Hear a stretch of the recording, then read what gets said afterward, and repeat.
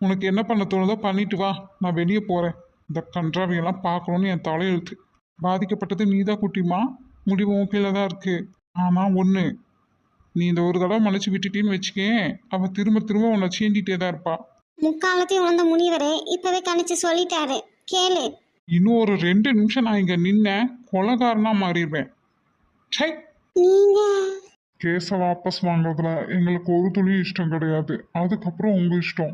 எதுனாலும் ஒரு தடவைக்கு 4 தடவை நல்லா யோசிச்சு முடிவு பண்ணி பண்ணுங்க. இதுதான் சான்ஸ். இதை விட்டா உங்கள் அக்கா திருந்தா வேற வாய்ப்பே கிடையாது. ஆமா ஆமா, இல்லைன்னா இவன் பெரிய இவன் என்னை திருத்திட்டு தான் ஒரு வேலை பார்ப்பான். நீ எல்லாம் என்னை திருத்திருக்கு, நான் என்ன எக்ஸாம் பேப்பராடா? தாவா. ஏய் ஈஸ்வர், பொறுமையாயிரு.